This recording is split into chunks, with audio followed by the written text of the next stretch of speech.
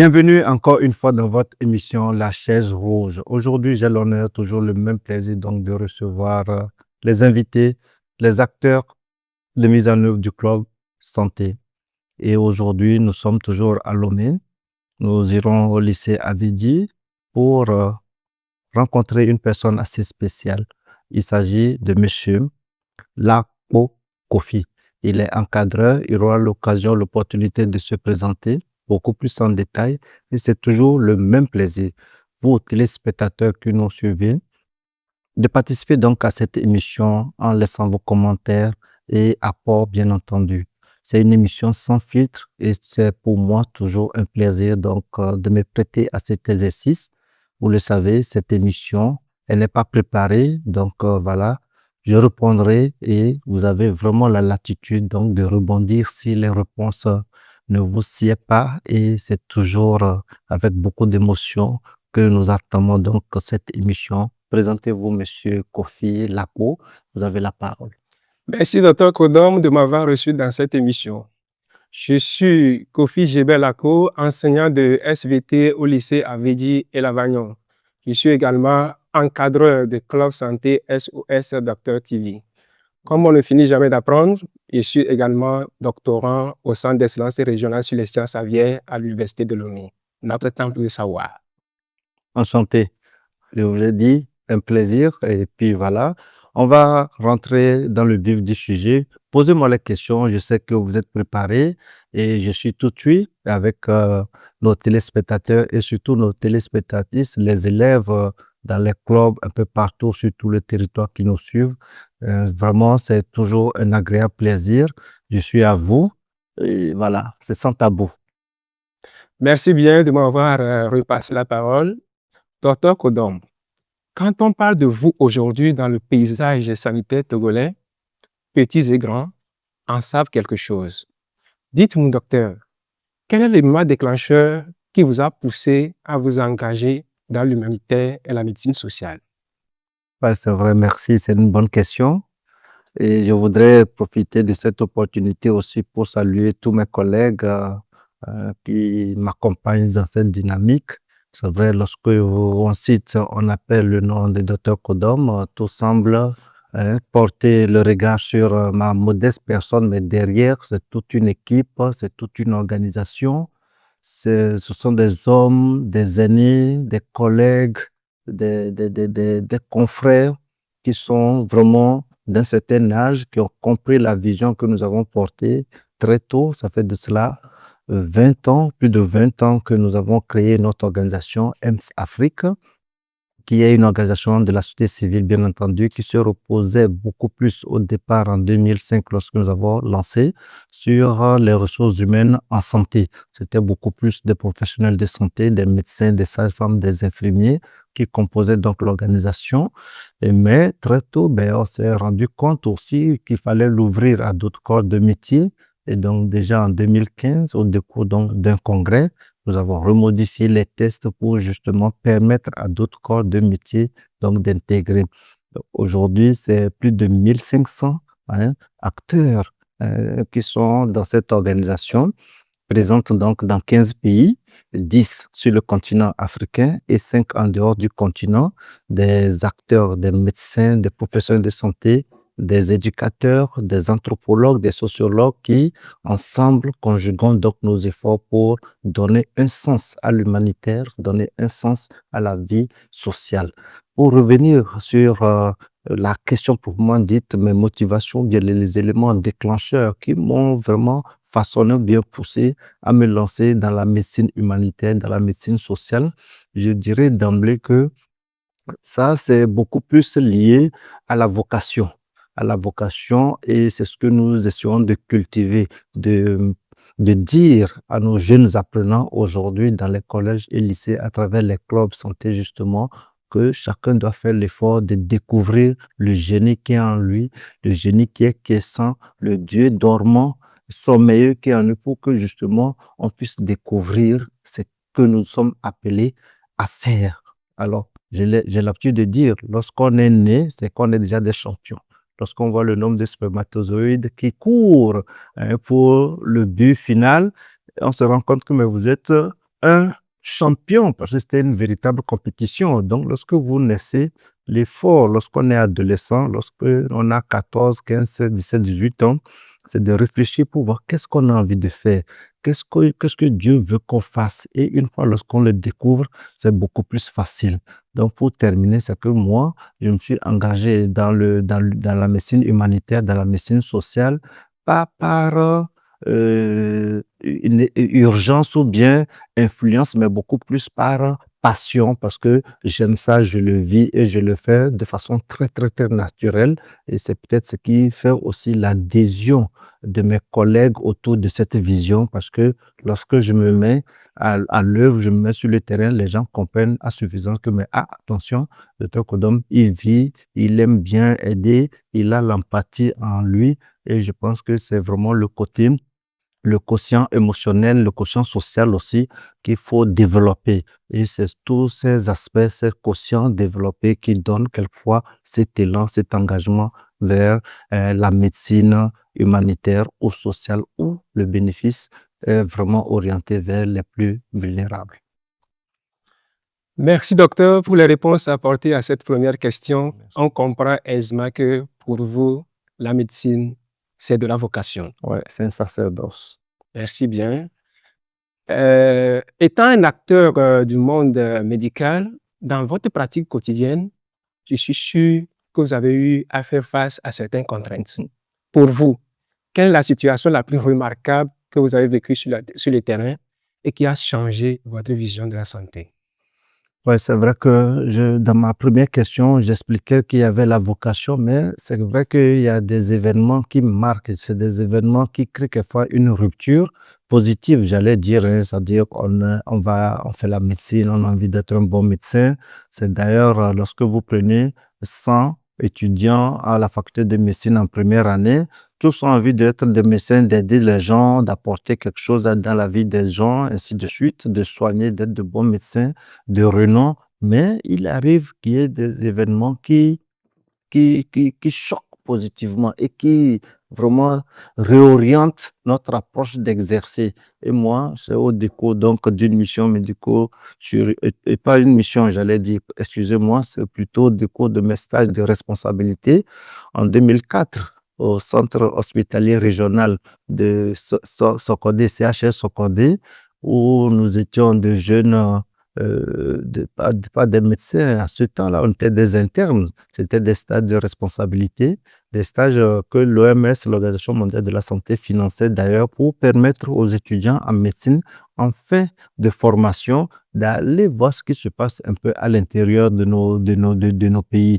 On fait la médecine à Lomé, on fait nos stages à Lomé, mais les réalités à l'intérieur sont souvent différentes et lorsqu'on sort, on nous affecte, il y a un décalage et je pense que ce stage m'a beaucoup aidé parce que c'est au cours de ce stage justement que j'ai décidé avec deux de mes collègues de commencer par écrire les statuts de EMS Afrique, l'Association internationale des médecins pour la santé et l'éducation en Afrique, justement pour donner un autre sens à notre pratique médicale.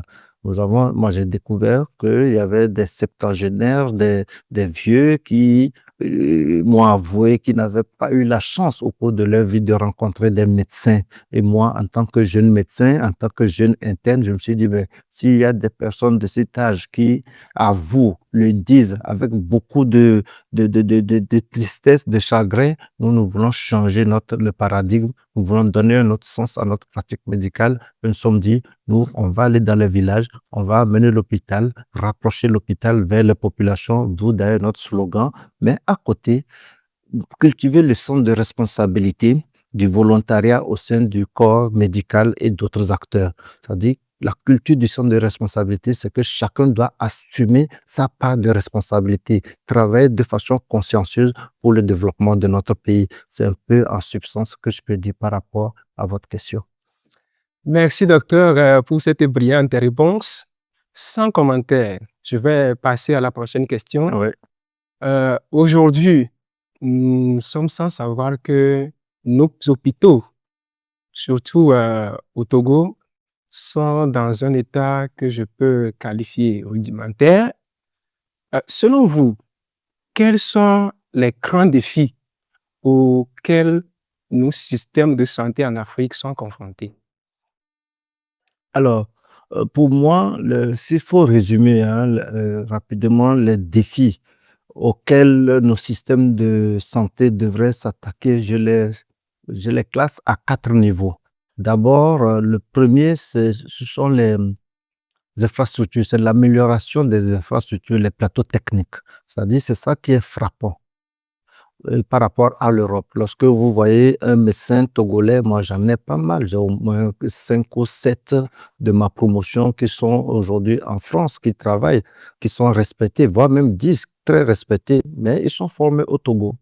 Alors, ça veut dire quoi? Ça veut dire que lorsque vous arrivez en France, en Angleterre, en Europe, en Asie, vous vous rendez compte que le plateau technique, c'est le jeu et la lue, quoi. C'est vraiment déphasé, c'est la pointe quelque part. Mais ici, vraiment, on utilise encore des méthodes vraiment difficiles parce que c'est vrai, ce sont des méthodes qu'on utilisait il y a 50 ans, 60 ans, 100 ans en Europe.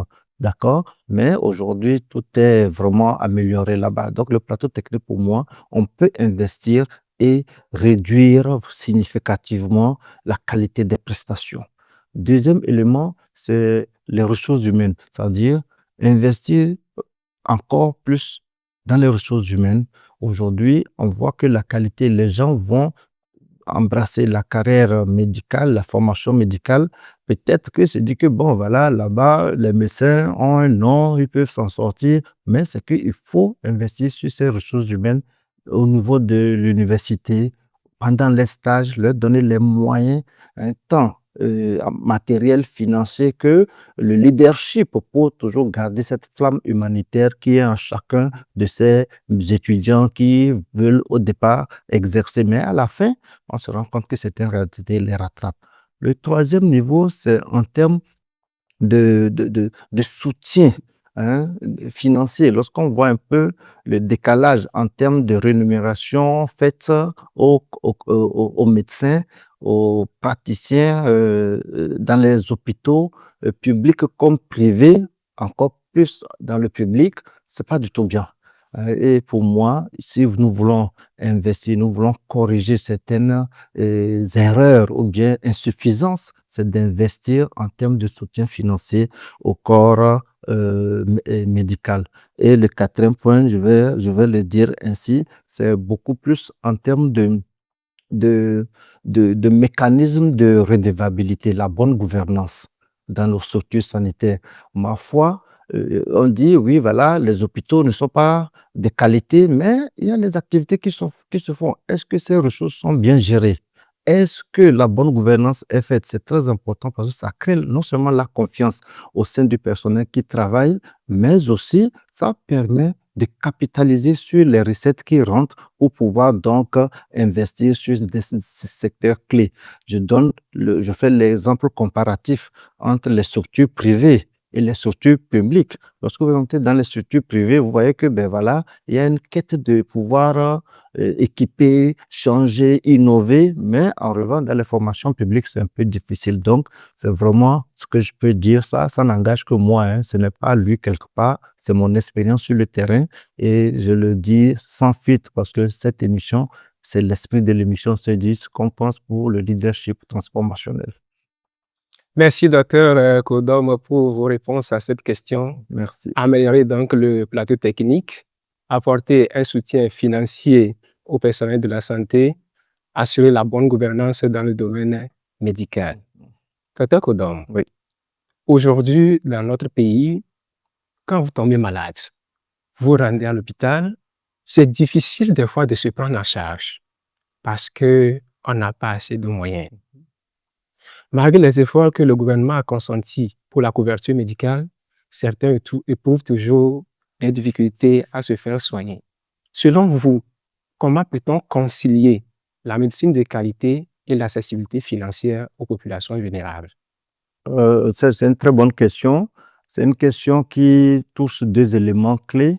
C'est l'accessibilité aux soins de santé et le problème financier qui est là aussi parce que lorsque vous situez le contexte, l'effort fait par le gouvernement en mettant, par exemple, en renforçant les filets sociaux de base à savoir l'assurance maladie universelle, c'est pour que justement les fonctionnaires, ceux qui sont au niveau donc de l'INAM, les fonctionnaires cotisent un peu et que l'État ajoute un tout petit peu afin que quiconque issu donc de la famille d'un membre de la famille salariée puisse donc bénéficier donc des soins de qualité. En revanche, vous avez vu qu'il y a une extension sur le secteur privé avec l'AMU. Donc, toute entreprise légalement enregistrée qui emploie un personnel doit penser aussi donc à la santé du personnel en le souscrivant donc à l'assurance maladie. Voilà les mécanismes de l'État pour donner la force, beaucoup plus de chances aux populations d'avoir les soins.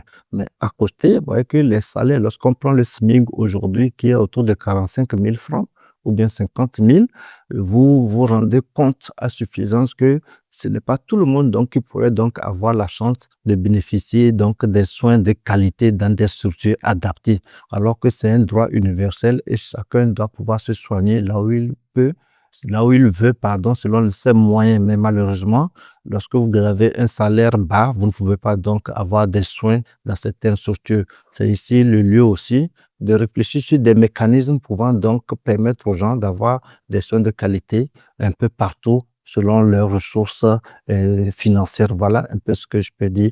Et pour terminer, c'est d'exhorter aussi nos dirigeants à améliorer les conditions de vie de la population.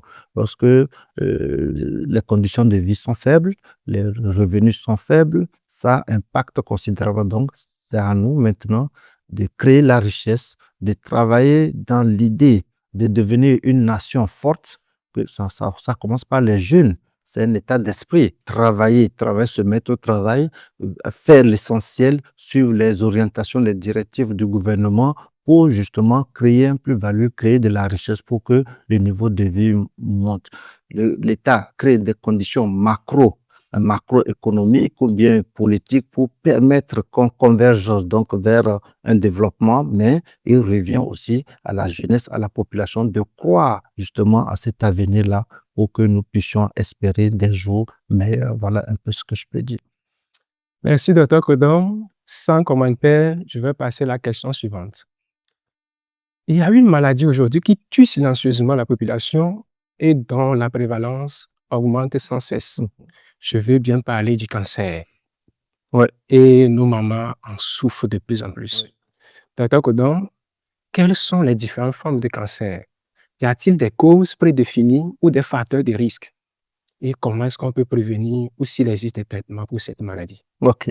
Alors, d'emblée, lorsqu'on parle de cancer, il y a deux éléments à élucider. Et lorsqu'on parle de cancer, c'est qu'on est sur un aspect dangereux. D'accord? Lorsqu'on parle de cancer, c'est que c'est dangereux. Le cancer tue. On peut l'exprimer comme ça. Par contre, le cancer n'est que la suite donc d'une tuméfaction ou bien d'une tumeur qui était au départ bénigne. Donc, il y a deux types de tumeurs. La tumeur bénigne, c'est le début. Et une fois qu'on dit cancer, c'est que c'est la tumeur maligne. Donc, cette tumeur contient des cellules de malignité.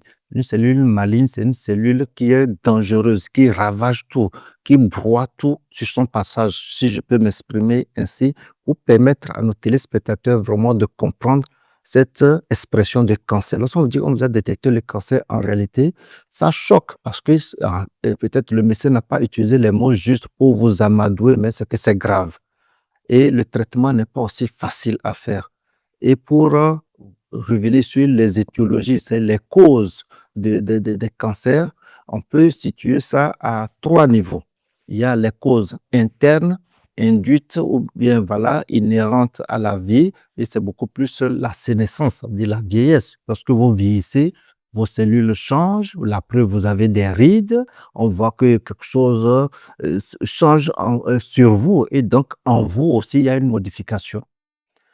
Et donc, je vais peut-être m'appesantir sur la définition rapide.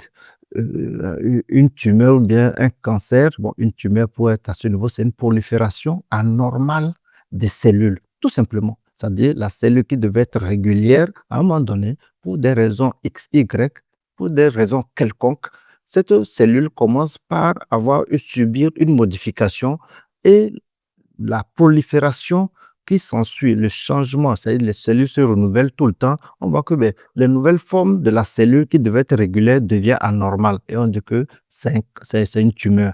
Maintenant, lorsqu'il y a les éléments de malignité, c'est-à-dire les éléments de gravité, ce qu'on a qualifié de cancer, là, c'est que on peut citer les facteurs externes, à savoir, ou bien les facteurs induits, le tabagisme, l'exposition aux substances chimiques nocives par inhalation, et également les produits psychoactifs, tout ce qui peut rentrer en nous, dans l'organisme et créer une modification, bien